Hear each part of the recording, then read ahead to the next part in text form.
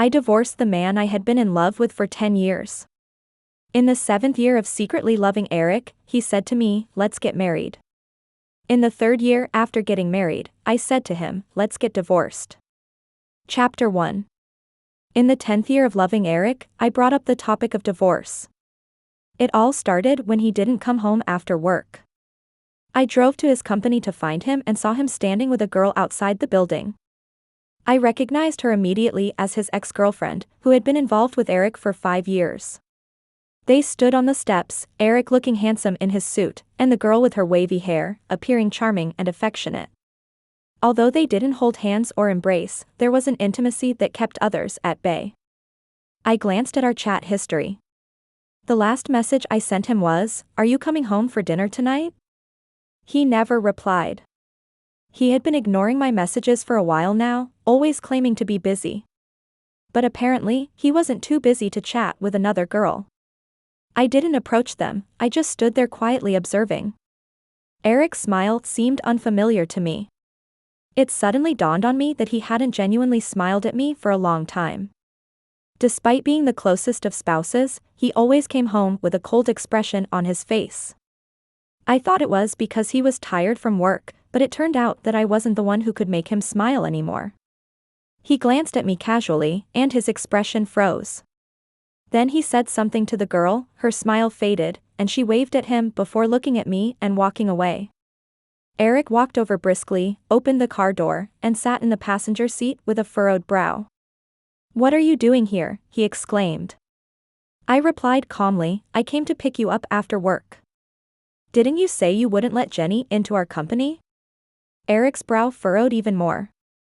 "Jenny is a Yale graduate and has worked in Wall Street investment banking for years. Where else can you find someone like her?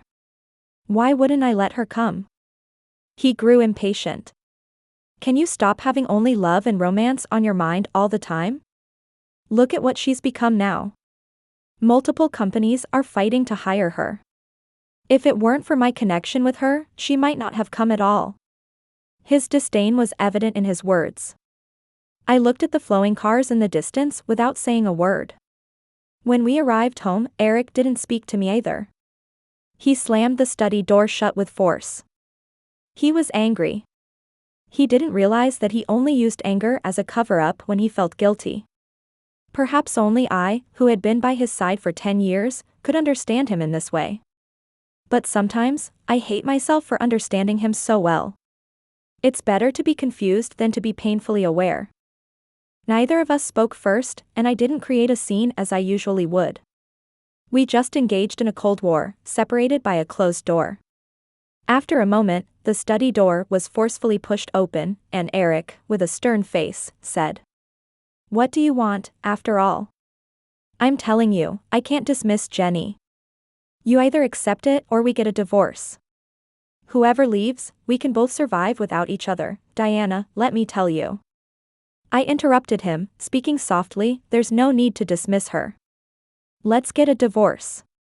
Eric paused, "What did you say?" He seemed to chuckle in anger, a hint of mockery in the corners of his eyes and lips. "Diana, I'm not joking with you, you've had enough. There's no discussion about Jenny. Don't threaten me now and come back crying later." He sneered, like a dog. Eric always spoke without mincing words. The first time he argued with me like this, I cried in the room all day long, feeling as if my heart was breaking. But now, there was only a faint pain in my heart, quickly replaced by numbness. I didn't argue with him. I took out the divorce agreement from my bag and placed it on the table. "I've already signed the agreement. The house goes to you, cash and the car go to me, roughly split evenly. If you have any other requests, we can discuss them." Eric fell silent. He looked at me with disbelief, then that astonishment turned into anger. He grabbed the agreement aggressively and glanced at it coldly. "Fine, you've got guts. Diana, once I sign, there's no turning back. Think it through." I handed him the pen. Eric's face immediately turned dark. He roughly snatched the pen from my hand and hastily signed his name on it, then threw the agreement in my face. "Tomorrow. We're getting divorced tomorrow. He angrily exclaimed, anyone who doesn't go is a damn loser. I nodded, tomorrow morning at 9 o'clock. I've already made an appointment. He paused, and I didn't say anything. I closed the door and went back to the guest bedroom. I could hear the sound of things being smashed outside the door, so I covered my eyes with my arm. How did it come to this?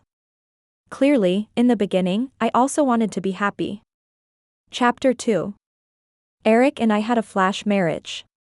For him, this relationship came unexpectedly. But for me, I had secretly loved him for 7 years. At that time, he had just broken up with Jenny.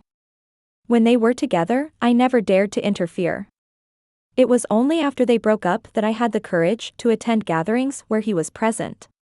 During a class reunion, he drank a lot and ended up getting drunk. I knew it was because of Jenny. At that time, Jenny had just received her acceptance letter from Yale University, but Eric had taken over his father's company and planned to develop it domestically. They couldn't convince each other, and after a heated argument, the couple who had been in love for 5 years went their separate ways. When leaving, several friends who knew that I had always liked him hinted for me to send him home. I had no choice but to call a car and support him, struggling to get him back home. No matter how good Eric's physique was, he was still a tall man over 1.8 meters, pressing me down, making it impossible for me to reach the light switch. In the darkness, he slurred in my ear, J.E. I couldn't hear clearly in my daze and thought he was calling my name. With the drunken heat lingering around my ears, my body stiffened, and when he leaned in for a kiss, I didn't dodge. Early the next morning, while Eric was still asleep, I hurriedly left his house. He didn't contact me either. Just when I thought it was just a fleeting encounter, a month later, my period still hadn't come. I reassured myself that it was only once, it couldn't be that coincidental. But after taking the test, I saw 2 lines. I took a day off and stayed at home, and finally gathered the courage to send Eric a WeChat message. I didn't want to force him into anything, nor did I want to ask him for money. I just felt that this was our child, and he had the right to know. For a day and night, Eric didn't reply to me. Just when I had lost all hope, he suddenly called me. On the call, his voice was devoid of emotion. I will take responsibility. Diana, let's get married. I still remember the feeling I had when I heard those words from him. It was the first time I realized what heart-fluttering truly meant, as if fireworks were exploding in my heart. It felt even more dizzying than winning the jackpot. Suppressing my overwhelming joy, I pretended to be calm and asked him, "Do you like me?" "I don't want you to be with me just because you feel responsible," he replied without answering directly. Eric remained silent for a long time and then said, "Don't overthink it. I'll come find you later." After hanging up the phone, I tightly clenched my hands, and my mind was filled with memories of that spirited young man on the high school basketball court. Love knows no reason, it just deepens. I don't know when exactly I started liking Eric, whether it was when I saw the glistening sweat on his forehead while playing basketball or when he smiled and placed a bubble tea on my desk, saying, "Brother, this one's on me."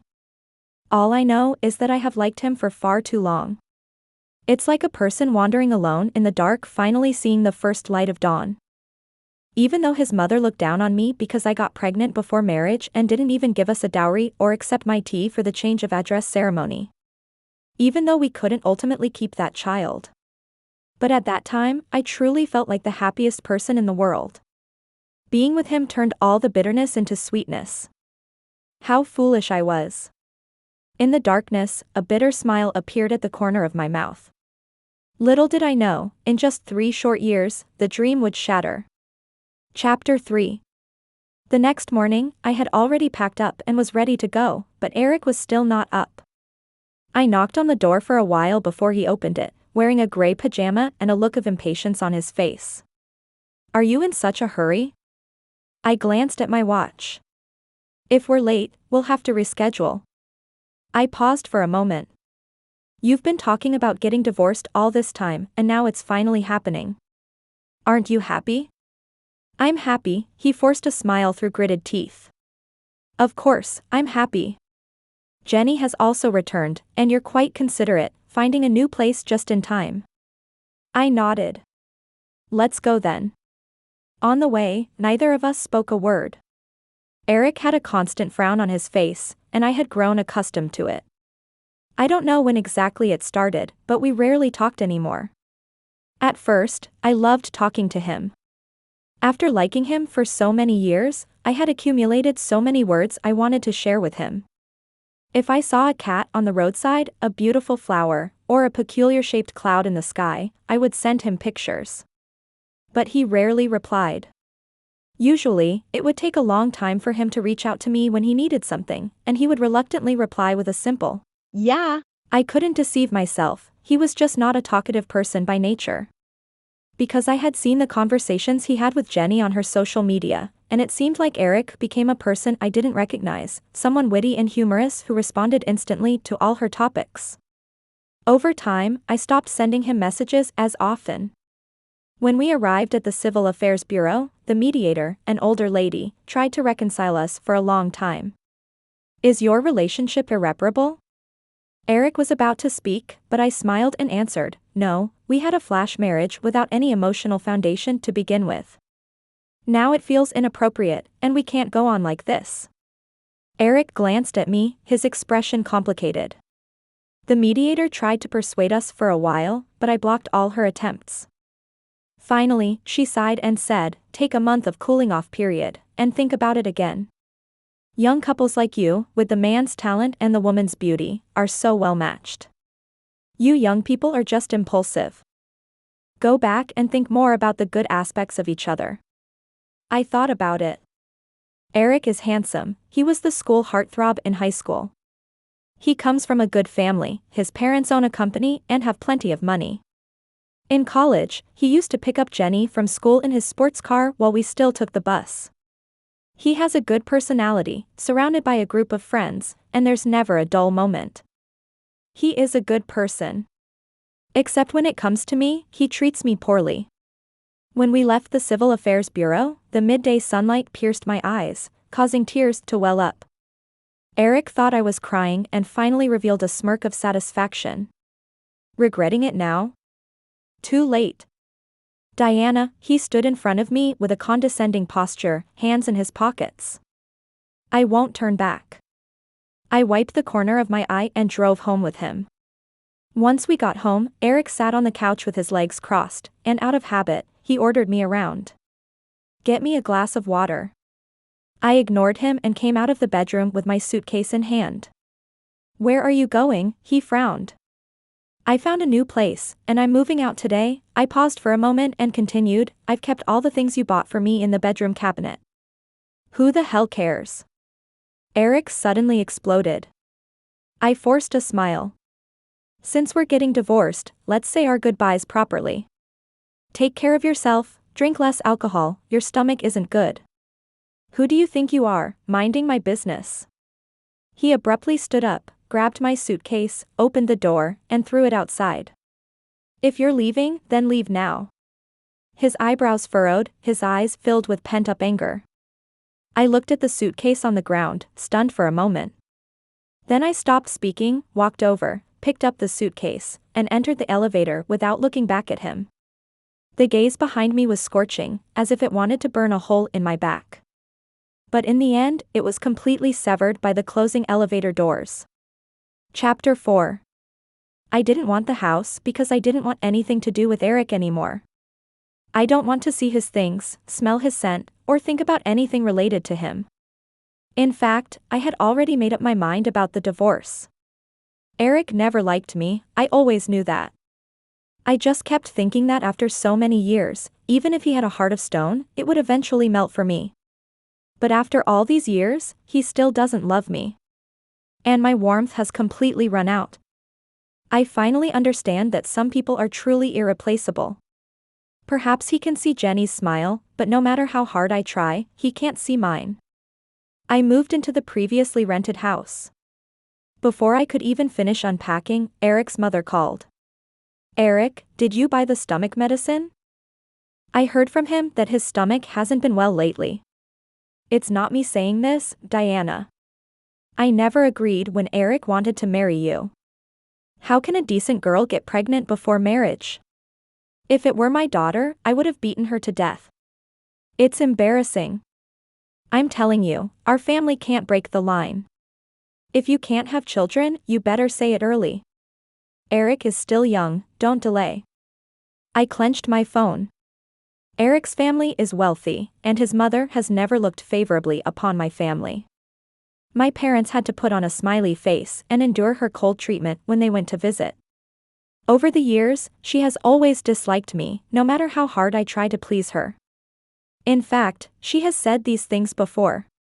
Every time we meet, every time she calls me, she repeats how I climbed up to Eric and how difficult it was for their family.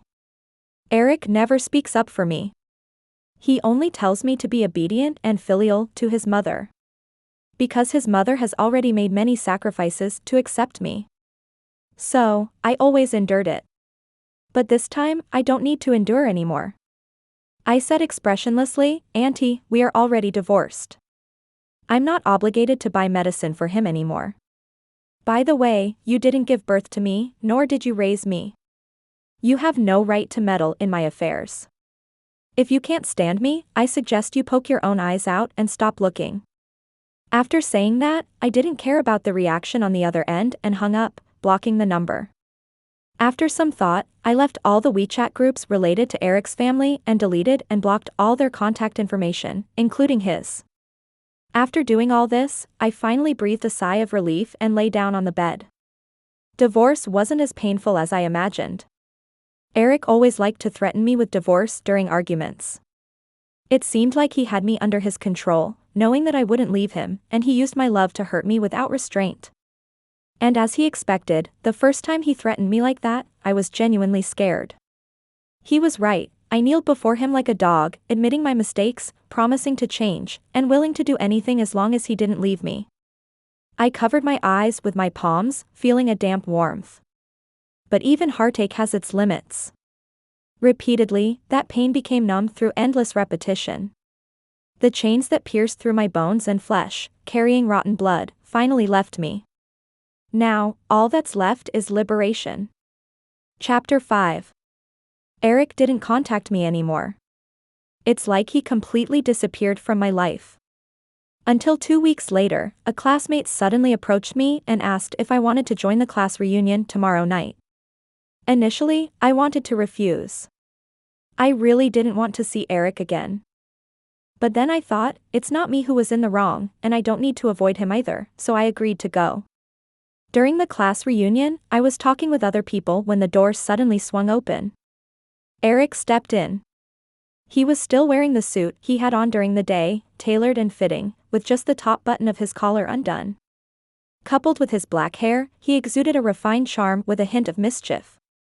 Even without saying a word, his long-standing position of power made his presence dominant. Following behind him was Jenny, who was dressed immaculately. As soon as they entered, everyone started making a commotion. "Oh, Eric and the campus beauty are back together? I knew you two couldn't break up. It was such a big fuss back then. Come, sit over here." That's right, I remember when Jenny went abroad, Eric almost ended up in the hospital from drinking. He's been waiting for her all these years, hasn't he? When I married Eric, he said he didn't like formalities, so we didn't have a wedding ceremony.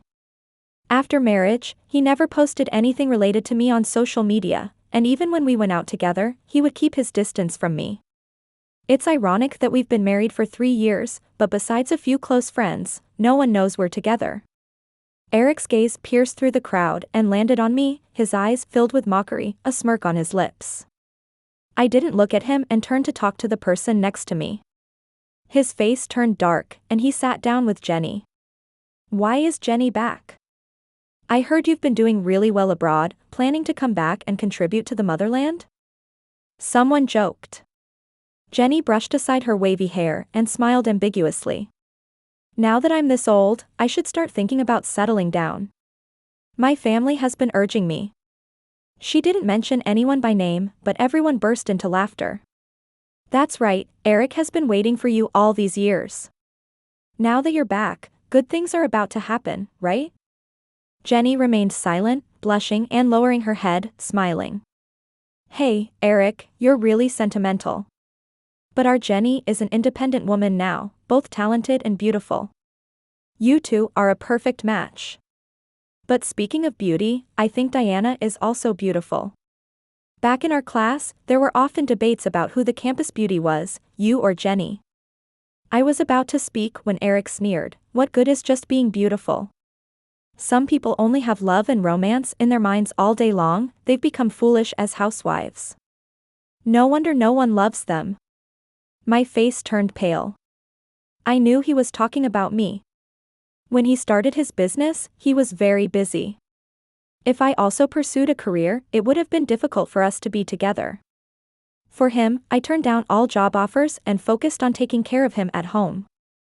Everyone fell silent, and then a classmate intervened, trying to defuse the situation. "We shouldn't say it like that." Diana also received offers from several major companies back then. She made millions from her university projects. I remember one company even offered her a salary of $3 million a year. "But why didn't you take any of those offers?" he curiously asked. "Did you get married?" Eric froze and turned to look at me. I lowered my gaze and calmly replied, "Yes, I married a scumbag. I rejected all those opportunities for him, just so I could take care of him. But a scumbag is a scumbag, no matter how much you sacrifice for them." Thankfully, I cut my losses in time. A female classmate nearby empathized, "That's right, some men are like that. When they get married, they want a nanny to take care of them. After a few years, they complain that their wives aren't independent enough and end up with a clingy, dependent woman. Ugh. Trash like that deserves to grow old alone." The topic quickly changed, and classmates began discussing their own relationships and marriages, warning against being too love-struck or else they might end up with such scumbags. I had always been submissive to Eric, so this was the first time I sarcastically criticized him. He stared straight at me, seeming somewhat bewildered. "You?" He wanted to say something, but his voice disappeared amidst the noisy chatter. The gathering came to an end, and I got into my car to leave. As I started the engine, someone knocked on my car window. One of Eric's friends looked at me with a troubled expression. "Sister-in-law, Eric's stomach is acting up again. Can you take him home?" I furrowed my brow. "What about Jenny?" He hesitated for a moment. "She offered to take Eric, but he refused." "Eric listens to you the most, you." I looked to the side. Not far away, Eric stood at the hotel entrance, bathed in orange light. When his gaze reached me, it seemed as if he was scalded and quickly averted his eyes. Jenny stood beside him, saying something, but he seemed absent-minded, furrowing his brow and waving his hand dismissively. "We're already divorced." I withdrew my gaze. "I'm sorry, find someone else." "Sister-in-law." The man wanted to say something more, but I nodded at him and drove away without another word. In the rearview mirror, I saw Eric watching me intently, slightly bowing his head, his face looking somewhat pale. I didn't look at him again and continued driving. I care so much about Eric that even the people around him know it. His stomach problem stems from when Jenny left and he turned to drinking. In these 3 years, I've transformed from a lazy person who couldn't even boil water to a housewife who can cook and make soup for him in various ways, just to take better care of his health. I buy all his stomach medicine and divide them into daily doses, stuffing them into his clothes, and calling him to remind him to take his medication. When he forgot to bring his medicine on a business trip and had a severe stomachache in the middle of the night, I braved the freezing winter to catch the early morning flight and deliver the medicine to him. But by the time I arrived, he was already asleep. I stood at the door for hours, waiting until my body was covered in snow. But when Eric woke up and opened the door, he just frowned impatiently and said, "Give me the medicine and go." It was on that trip back that I slipped and lost my child. The past gnaws at my heart like insects, not tearing it apart, but the subtle pain is impossible to ignore. Sometimes I don't understand myself either. I'm not this kind of person, so why do I become so lowly and pathetic when it comes to him? But emotions are irrational. They can easily destroy a person's principles. With one smile from him, all my boundaries crumble, leaving me at his mercy. But my love has been completely worn away. That Diana, who used to be so full of him in her heart and eyes, has been slowly eroded by him. Chapter 6. The next day, just as I was about to leave, I received a call from my parents. They said that Eric's parents were also here and asked me to come home to talk. I had anticipated this day would come. Divorce is not a trivial matter, it involves two families. Even though I didn't want to go back, I knew that sooner or later, I had to put an end to it. But in just 2 short weeks of not being home, this once familiar place felt somewhat strange to me. As I entered the house, I suddenly felt a sense of oppression. Both sets of parents were sitting on the couch, and Eric sat on the side, smoking and remaining silent. Perhaps they could sense that I was serious this time. Surprisingly, Eric's mother didn't directly scold me. She just furrowed her brow and said, "Diana, I know you young people have your temper, but divorce is not something to be taken lightly. How can you just say divorce so easily?" I chuckled lightly. "Auntie, you should ask your son about that. Divorce was his idea." If I remember correctly, this is already the 13th time Eric has mentioned divorce to me. Since he wants a divorce so badly, I can only grant him that wish. Eric's mother was taken aback, forcing a smile. Eric is just being childish. He hasn't grown up yet, still immature. Is that so? I responded coolly. He's actually a year older than me. Does he have some kind of developmental problem if, at 25 years old, he's still not mature? Eric's mother was left speechless. Eric's father coughed.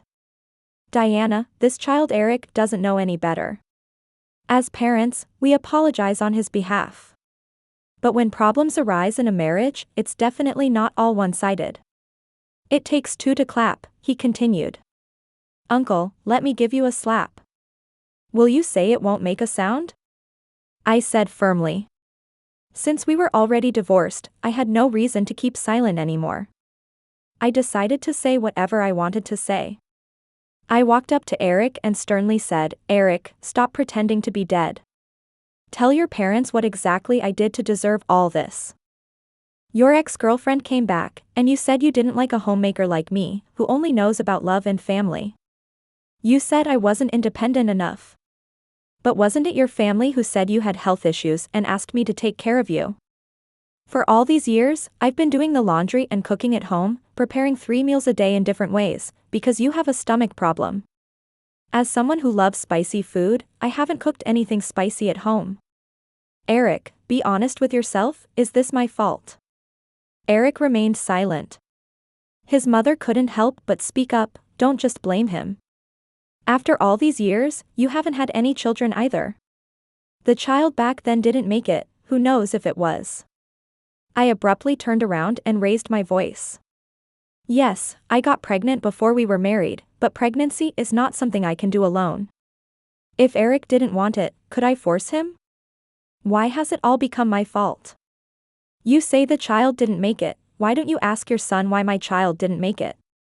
He went on a business trip without taking his medication for his stomach. In the middle of the winter, I rushed to the airport in the early morning to deliver it, but he fell asleep and didn't open the door. I stood in the snow for 3 hours, and he didn't even say a word to let me leave the medicine and go. My feet were frozen and numb, and I lost the baby when I fell. I want to ask you, whose fault is it, really? Is it mine?" I didn't intend to cry, but the emotions that had been suppressed for too long poured out uncontrollably, even I couldn't contain them. Did I do something wrong by giving my all? Why does loving someone turn into a mistake? In the end, almost on the verge of collapse, I shouted, "Eric, tell me, what did I do wrong?" My mother stood up, shocked, and asked Eric with a trembling voice, "Didn't you say it was her accidentally falling?" I smiled bitterly, bowing my head. "I was afraid you would scold him, I was just too foolish." My mother's eyes turned red in an instant, and she questioned Eric, her voice trembling, "We haven't mistreated you all these years. We truly treated you as our own son. Your mother didn't give a dowry, didn't have a wedding ceremony, and had countless criticisms of Diana, and we didn't say anything. We knew Diana liked you, we just hoped you would treat her well, and this is how you treated her." Eric's face lost all color. "I'm sorry, Mom." "Don't call me Mom, I'm not your mother." My mother shouted loudly, her eyes filled with raging anger. My father's expression also turned grim, and he lowered his head, clenching his fists. Eric, I don't know what your intentions were in bringing your parents and mine here, but I haven't done anything to wrong you all these years. I don't want things to get uglier than they already are. Let's part ways amicably, I said wearily. Eric looked up, his emotions mixed in his eyes, and after a long silence, he whispered softly. You're not wrong, it's all my fault that we've come to this. I'm sorry, I didn't mean to. Diana, give me a chance to make it up to you. I won't be like this anymore. A hint of sarcasm appeared in my eyes. Of course, you didn't mean to. You just enjoyed the good I gave you while despising me. Eric, sometimes I really can't understand. You haven't given me anything, and you have no right to decide anything for me. You just took advantage of my love and kept hurting me, all while looking down on me. I leaned in close to him and whispered softly. What exactly are you? Eric, on what grounds?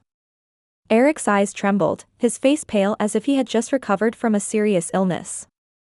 Faced with my question, he couldn't utter a word, as if my words had pierced his heart like 1,000 arrows. For the first time, he fell into a disadvantageous position in front of me, his back bending inch by inch. Jenny came back, you clearly told me that you wouldn't let her into the company, and yet you kept her here.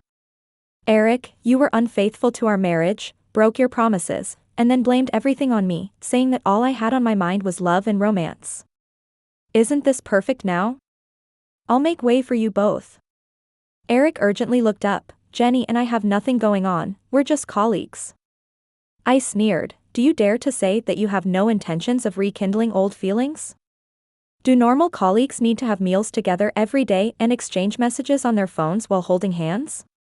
Eric, do you think everyone is a fool, willingly fooled by you? Eric opened his mouth, but couldn't say anything. I stood up and said indifferently, I've said everything I needed to say. I hope you won't bother me anymore. Just as I was about to walk out of the door, Eric called out to me. His voice trembled, as if the person who had always been composed and arrogant had finally been torn apart from the facade, only now realizing his true self. Diana, if I'm willing to change, can we still have a chance? I turned to look at him, and to my surprise, his eyes were filled with a hint of uneasiness. Eric had always been arrogant and dismissive in front of me, always in the dominant position in this relationship. I had never seen him so fearful before.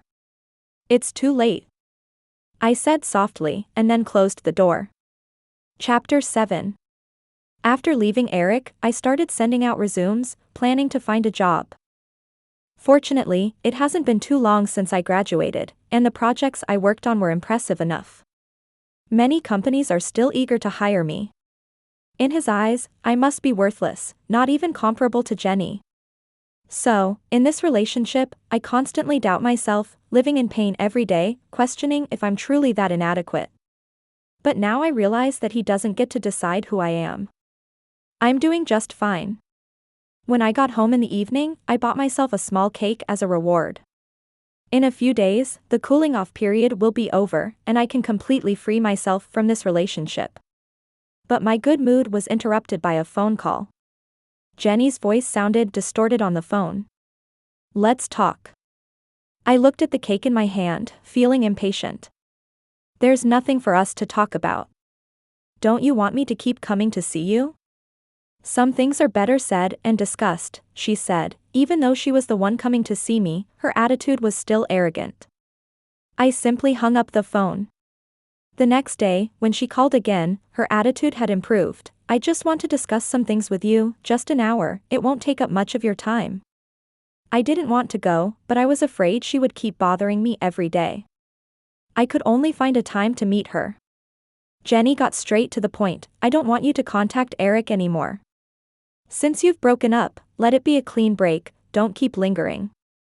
I looked at this woman, dressed in a white Chanel suit, her long hair elegantly styled, sophisticated yet professional.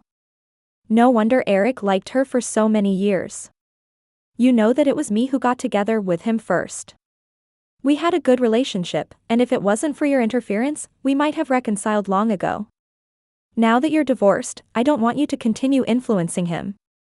I sneered. I blocked him long ago, so where's the lingering connection? Jenny looked incredulous. Eric has been restless these days. If it's not you constantly reaching out to him, then who could it be? I've noticed that you people are really good at making up stories. I laughed and said firmly, interfering? Interfering with what?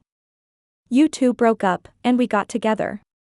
Is that considered interfering? Eric didn't marry me. Do you expect me to hold a knife to his throat and force him to be with me? Why don't you go ask him about it?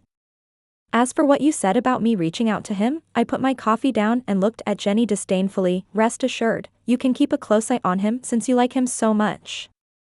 I'm no longer interested in him. Jenny wanted to say something, but suddenly her eyes widened. Eric hurriedly came over from my side and pulled her up, angrily saying, "Are you crazy?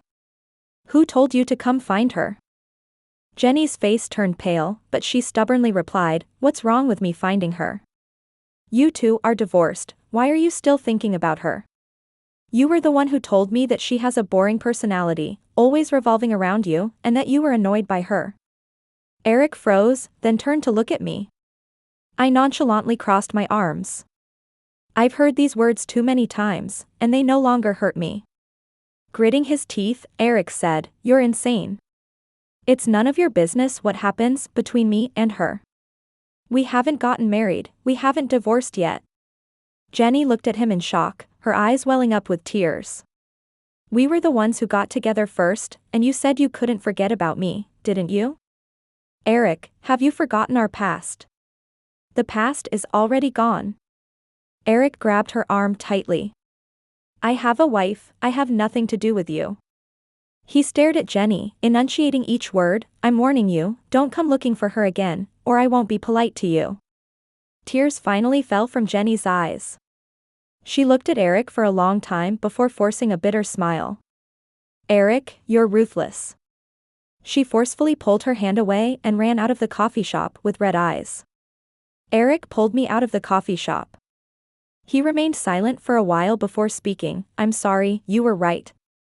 Initially, I did have the intention of reconciling with Jenny. At that time, I was young and couldn't accept being dumped, so when she came back, I always wanted her to see how successful I've become and make her regret it. I mistook that obsession for love." He rubbed his face and whispered, "Now I understand that I haven't loved her for a long time." I didn't know when it started snowing, the snowflakes falling gently on Eric's shoulders, but he seemed unaware, only wearing a bitter smile. "After you said those words that day, I thought about it for a long time when I got home. I realized that I'm the one who's truly worthless. I felt like I can't live without you, that you can't leave me. So, I hurt you recklessly, even looked down on you. But now, thinking about it, you just love someone. Your love is pure, wholehearted, and noble. I'm the one who's truly despicable." In the distance, a street lamp lit up, a snowflake fell on his eyelashes, quickly turning into a glistening droplet of water. His voice lowered. "After you left home, there was no one to make me soup when my stomach ached. I wanted to take medicine, but couldn't find it. I wanted to buy it, but realized I didn't even know the names of the medications. Now I realize, it's actually me who can't live without you. I feel restless every day. I don't like this feeling of confusion, but I truly don't know what I should be doing. The bedsheet is so cold, it scares me." Eric covered his face, let out a bitter laugh, and hoarsely said, "So, it turns out I've already fallen in love with you." He said so many words, which surprised me. When he was with me, Eric was always stingy with his responses, leaving me to perform a one-woman show. It turns out he could speak so much. It's just that it came at the wrong time, and I no longer wanted to listen. I reached out and caught a snowflake, cool and melting in my palm. "Eric, you don't love me. You just feel uncomfortable with the person who has always been by your side leaving. You're just scared that no one will love you like I do." I turned around to leave, but Eric grabbed me. He slightly bowed his body, his expression almost becoming humble. "Diana, please, Eric, have never begged anyone in my life, but I'm begging you. Give me another chance, please? I was wrong before. I didn't know how important you already were in my heart. I will. I pulled his hand away, interrupting him. Eric, no one will wait for you in the same place forever. I'm not your parents, they only have one son, you. But for me, there are many men. Eric stood there for a long time, calling out to me loudly, with a hint of heart-wrenching pain in his voice. Diana. In the midst of the swirling snow, he was dressed lightly, his eyes gradually turning red. I won't divorce. I turned back calmly and said. Then I will file for divorce. Eric, you look so pathetic. Don't be like a dog. It was as if his throat had suddenly been choked. He stared at me, his expression filled with sorrow and regret. A tear abruptly fell from his eyes. These were the words he said to me during the divorce, now returned to him verbatim. I finally understood him. When you don't love someone, hurtful words can easily slip out. He finally regretted it. Unfortunately, the right answer came too late, and it had already become a mistake. Chapter 8. Eric ended up in the hospital again due to excessive drinking. His friend called me in a panic, saying, Sister-in-law, please, I'm begging you. Eric drank all night, and no matter how we tried to persuade him, it didn't work. Can you please come and see if he's okay? I hesitated for a moment and replied, I'm sorry, I have a meeting today and I don't have the time. He kept calling your name and crying, apologizing to you. His friend defended him. He truly loves you, how can you be so heartless? I let out a cold laugh. When I was suffering from acute appendicitis and in unbearable pain, he was having dinner with Jenny outside. I called him multiple times, but he refused to answer. In the end, I had to call an ambulance to save myself. The doctor said that if I had come any later, they might not have been able to save me. My intestines had already perforated. But when Eric found out, he only responded lightly. Okay, got it. It was at that moment that the last trace of love I had for him died. I finally realized that no matter how hard I tried, I couldn't warm his stone-cold heart. When it comes to being heartless, I can only admit defeat to him. I clenched my fist, remained silent, and hung up the phone. The love I once yearned for, after a long time, I discovered that it had expired. I no longer wanted it at all.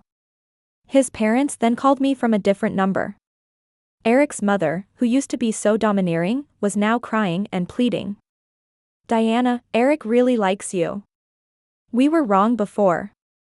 Can we compensate you in the future? Wedding, dowry, whatever you say, we won't argue. I couldn't help but find it funny. I really don't understand why human nature is so despicable. When they are in need of you, they only see you as cheap. But when they realize you might leave, they realize they have nothing to rely on. Just come and see Eric, his gastric bleeding is severe. When he passed out, he kept muttering your name. His mother sobbed uncontrollably. I used to hear that Eric would be in agony whenever he had stomach pain. But now, I just felt annoyed. I hung up the phone, picked up my meeting materials, and entered the conference room. What was I doing all this time? Even if he drinks himself to death now, I won't shed a single tear for him. I thought that with Eric's condition, he probably wouldn't be able to marry me anymore. But I didn't expect him to show up 3 days later. His face was pale and haggard, and he had lost weight. He looked at me, wanting to say something, but in the end, he remained silent. He didn't bother me anymore, he just signed a new agreement. All the assets were to be given to me, and he would leave with nothing. Just consider it as giving me a chance to atone, so that I can have the face to pursue you again, he said with a bitter smile. I shook my head and sighed softly. If only we had known better back then, why did it have to be like this? Once upon a time. I also wanted to live happily with you, he said. I had given my all to love this person, I laid bare everything I had in front of him, begging him to just look at me. I tried my best, but now that I didn't get the desired outcome, I have regrets, but no regrets. Eric kept his head down for a long time and whispered softly, I was foolish. I could have been happy once. It's a pity that I only realize the worth when I lose it. From now on. He cautiously asked, can I still contact you? Perhaps fearing that he was being bothersome, he quickly added, I won't disturb you all the time, just give me a chance to know if you're doing well. No need, I smiled at him. The past is already in the past, we should both move forward. However, I tidied his tie one last time, when you meet someone who loves you in the future, don't treat them the way you treated me. There's nothing wrong with loving someone, but the person being loved shouldn't trample on others' feelings. Because love is precious, you never know when it might disappear. Eric's expression was unpleasant, as if the words I just spoke had turned into a knife, stabbing him fiercely. With a light heart, I couldn't see his expression, I could only hear his voice filled with a faint pain, choked with emotion, all right. Well then, goodbye, and I wish you happiness. I waved goodbye to him. Diana, he suddenly called out to me in a broken voice, Diana. I can't be happy without you. Suppressing the sourness in my heart, I didn't turn back, but walked confidently towards the sunlight. When I love someone, it's with great passion, openness, and I give everything I have. But when I no longer love, I never look back. Everything from the past has dissipated. I won't look back, I will only continue moving forward.